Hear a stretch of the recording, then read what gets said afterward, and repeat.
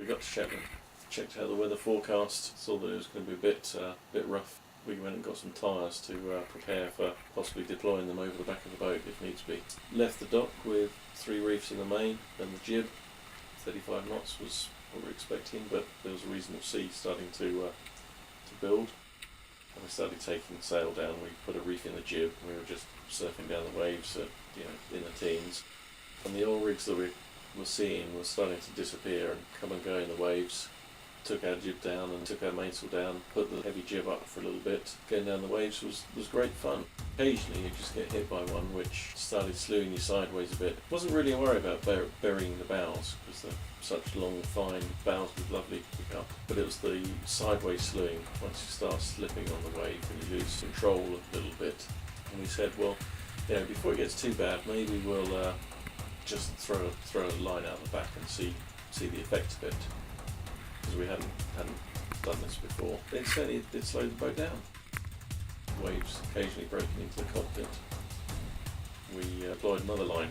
We had 43 knots, that's the gust I saw at one point, so we put the tyre out. And that almost slowed us down too much.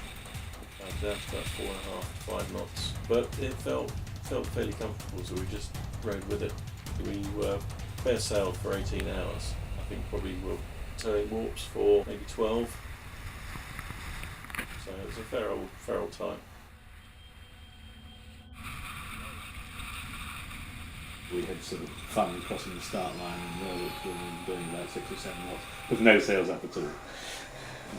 We pulled our staysail up shortly after that, and I think we had the staysail up like that for at least 24 hours. It was the only sail we had up. What do you think then, Ruth?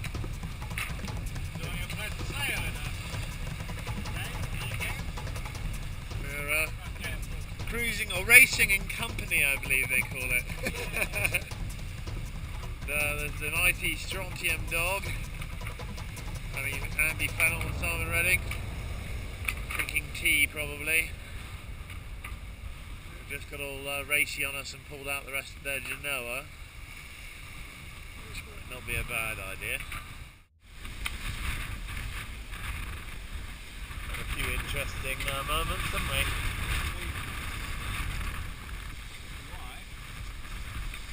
The old boat seems to be coping with it very well. I'd have thought twice about whether we'd really wanted to leave at the time that Paradox left. Yeah.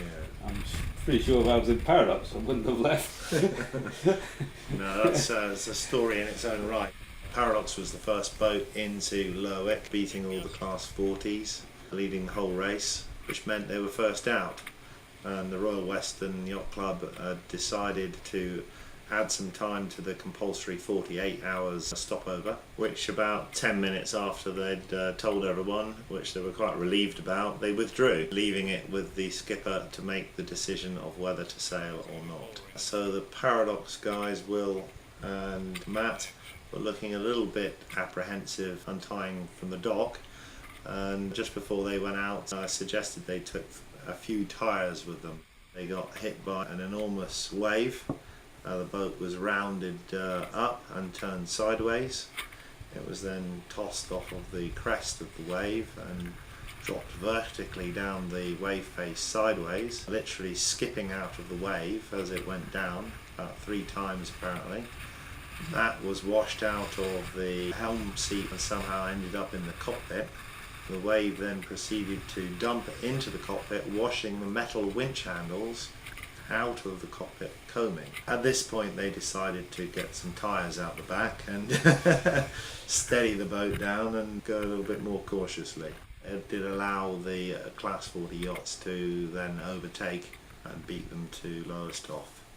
But in salute to their seamanship, I think there's about 5 boats in before them, and crew and skipper were lining up on the dock, giving them a standing ovation coming into the dock as a sign of respect, and we're very impressed that they made it through that leg, because it was a very extreme sailing. It takes something to go out in a little 33-foot trimaran into those sort of conditions. It shows the boats can take it. So, where the hell are we? Somewhere east of Hartlepool. Hartlepool. Liverpool. Up north, in other words. Drifting along under the drifter.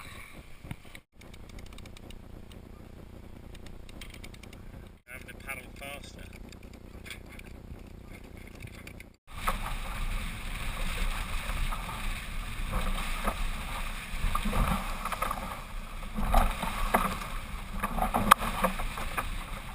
Closer to the wash area, the winds just started dropping and we spent 6 hours absolutely stationary, and then the following 12 hours we only had 40 or 50 miles to go and it just took forever to get into Lowestoft. Don't know whether you can see that. 2.4 knots. Now, at this point, we don't know whether Paradox has made it or not. Dare we get phone coverage and phone somebody up? It could be the end of all our hopes. We could have the nooses ready for us on the dock in Lowestoft.